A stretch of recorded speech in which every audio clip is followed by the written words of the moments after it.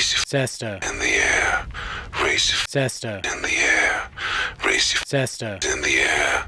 Raise your Cesta. in the air. Okay. Raise your This is the fake pregame show with Neutral Nate and Not. Cousin B.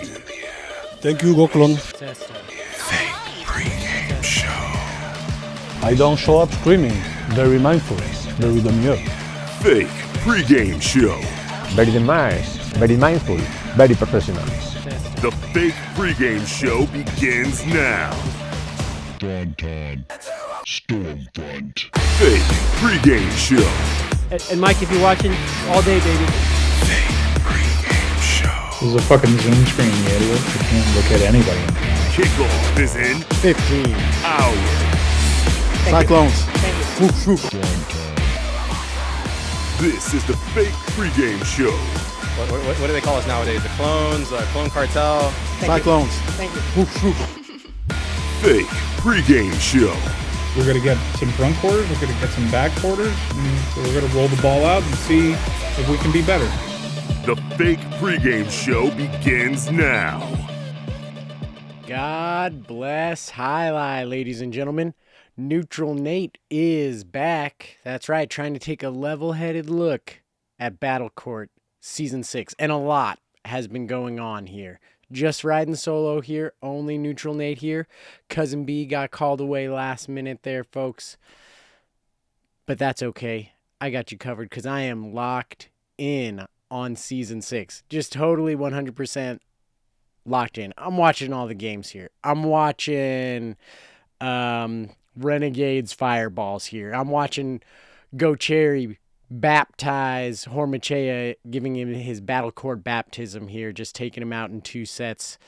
I'm watching Warriors Chargers, another game day draw for the Warriors here. And what I'm thinking here is we need to talk about the point system here, because some people, if you're new to Highlight and Battle Court specifically, you might be confused. Playoffs, how's it work? Points, like my team just got won 4.5 to 3.5. Are we 1-0? Are we undefeated? Are we in the playoffs? How does that all work? Do we game day points remaining?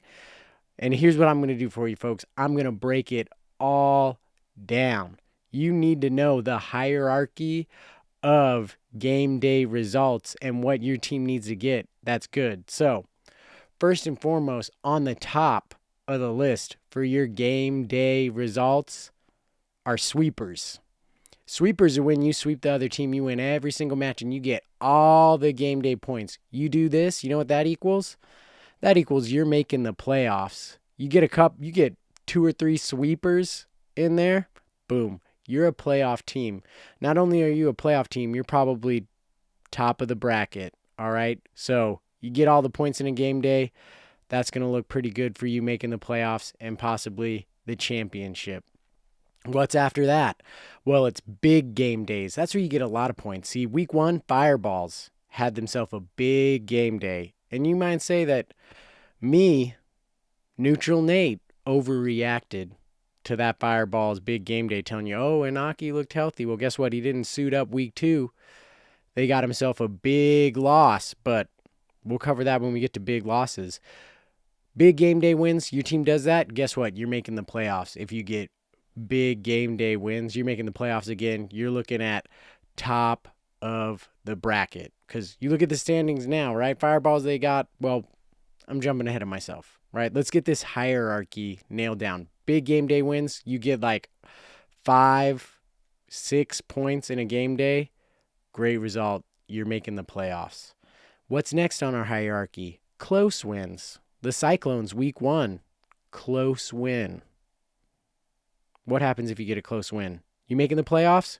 You're making the playoffs. You get close wins, you're making the playoffs. Those are good. Anytime you win a game day, you're moving in the right direction. So what's after close wins? Draws. If you're the Warriors, you know about draws. You haven't come away with a game day win. If you're a Warriors fan, are you concerned? You've got 2 game day draws. You draw the Renegades, you draw the Chargers. Guess what? You make draws, you're making the playoffs. Game day draws, you'll take it. Do you want to win the game day points? Sure. But are draws enough to get you into the playoffs? It's enough. You get game day draws, you're making the playoffs. Next, close losses. This is like Chargers. Week 1, you got a close loss. Week 2, you got a draw. So how do you feel about close losses? Well, close losses, you might not make the playoffs if you get a lot of close losses, but you could be okay. Chargers 7.5. They're right now the 4th team, but only because Cyclones, Devils haven't played their second game. We've got a little extra points remaining, right? We'll see after Friday what happens if the Chargers, they might be on that bubble in week 2. 5th place there, but still within easy striking distance, right? So what do you got after close losses? You got big losses. Your Devils, the Cyclones' Friday opponent, they suffered a big loss to the Fireballs. Only came away with 1, right? You only win 1 match in a game day. That's a big loss, right? It's a big, big, big loss. You only win 2. That's still kind of a big loss, right? Because you can win 3 but still lose the game day in points because it all depends. Singles, doubles, 1 point, 1.5 points, blah, blah, blah. You get big losses. What's happening? You're not making the playoffs. You can't afford to get a lot of big losses. You're not going to make the playoffs. And then lastly, on the bottom rung of our thing is blankers. You get blanked. You don't get any points. What do you think's happening? You're not making the playoffs. You're not getting any points, all right? You can't get blanked. You have that happen once, that's bad. If it happens twice, it's nearly impossible to make up for like 16-something points lost in 2 game days. You just can't afford to get blanked. Blanked are big losses. That's bad because, again, you look at, well, we don't know about the Devils, right? But let's say they have a big game day win and they take away something like 5 points. You're still looking at being out of the playoffs because of that big loss. And even if you get 5 points, you're going to be behind the Chargers at only having 6.5 points. You're going to be behind a point, out of the playoffs, looking out. And Cyclones, who have a close win, right? So if they get 5, let's say we get 2.5, that'd put us at 7 points, still ahead of them, right? But just out of the playoffs then there. So that's your hierarchy. That's what you need to know. Cyclones, you're feeling good. You got a close win. You're making the playoffs if you keep making the close wins. Whoosh, whoosh.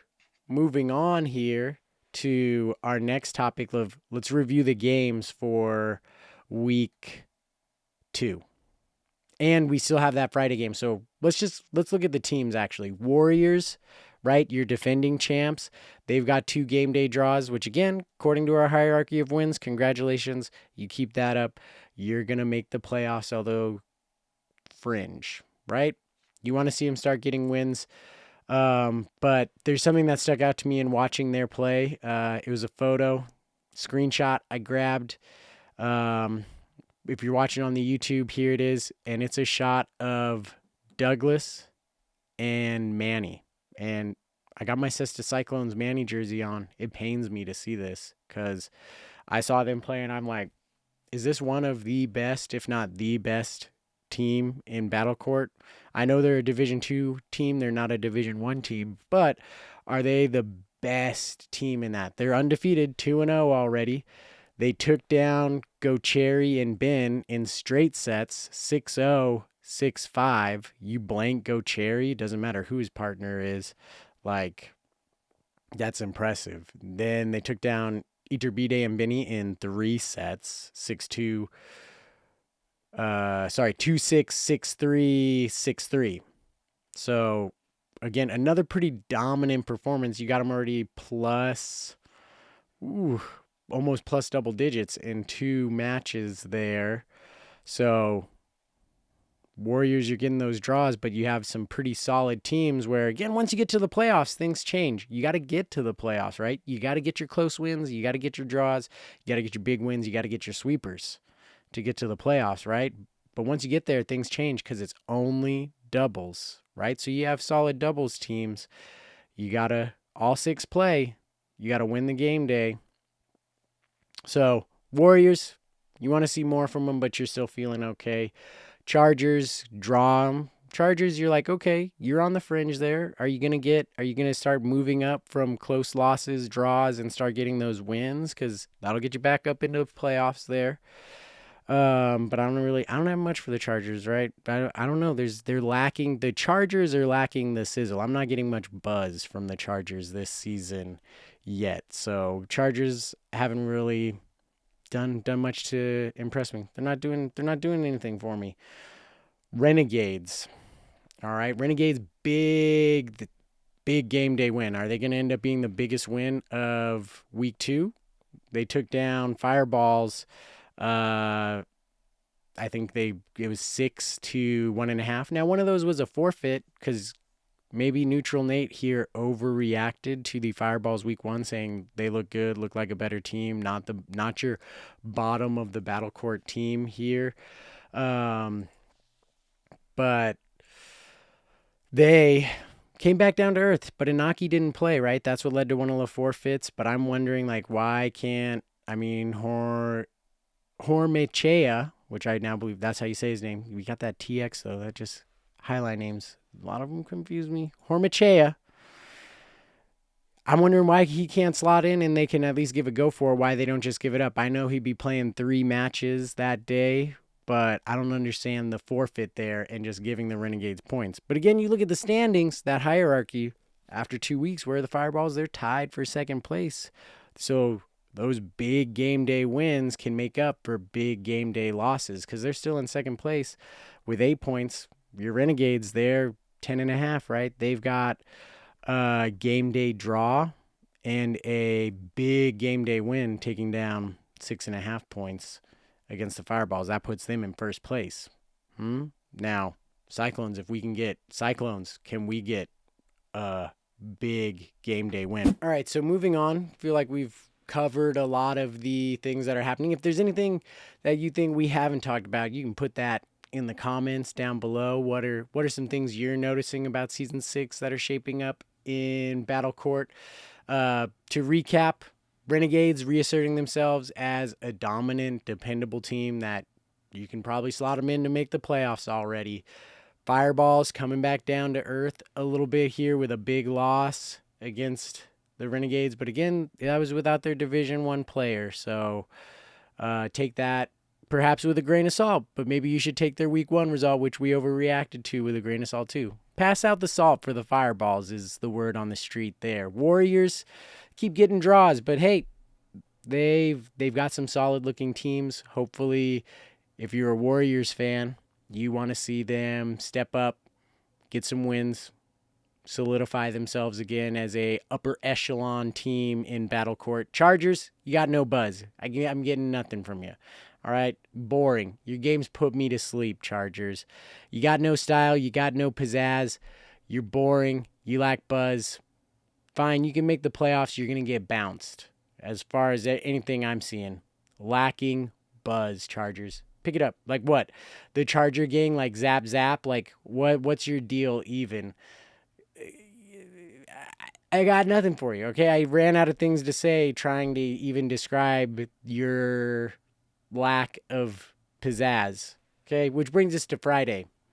The big Friday the 13th matchup. Ooh, Devils, right? Is that going to give them a little bit of buzz against the Cyclones? Whoosh, whoosh, that new term that's been coined. You can't say that. Who's saying, it's nasty, Nate, I'm back, whoosh, whoosh. I can't say whoosh, whoosh, but you can say whoosh, whoosh. Nasty Nate can say whoosh, whoosh because Nasty Nate still loves the Cyclones. I'm neutral Nate now. Like, Mike Ryan came on this podcast and quite frankly, he was mean-spirited. What he called Brian, the way he answered some of our questions, like, I don't know. That's why I'm shook. I'm neutral now. Nasty Nate didn't go away. I'm still here deep down in the dark places. You got to tap into that nasty side. I'm asking you. I didn't go away. Let that nasty Nate side come out. I'm just enjoying the game of alai. So I guess you're going to help me break this game down against the Devils and Cyclones. Yeah, ain't nobody breaking down alai better than Nasty Nate. So let's get nasty with it. Okay, fine.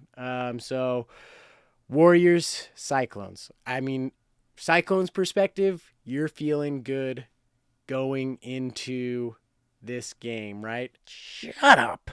You should not be sharing the Cyclone perspective.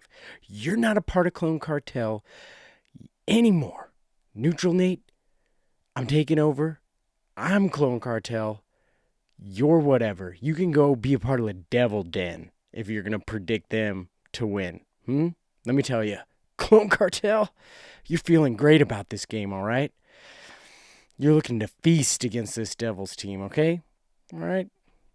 You're going up against a team that's already bottom of the league, and honestly, what have the Devils ever done to make you trust them other than just screw it up, okay? Cyclones, Manu, solid as a rock. Like, didn't get any points, so what? Did you see some of the shots that guy was throwing? Look at this. Nobody is as deadly with the pelota as Manu when he wants to be. What about the fact that Manu didn't get any points the first game day? You don't think Manu knows when they need him to get some points? This is a Nasty Nate guarantee, all right? Manu is going to secure game day points on Friday. Him and Bueno, that round one matchup, the Division III teams going head-to-head, they're going to win. Hyro, Kubala, no chance. Nasty Nate, guarantee.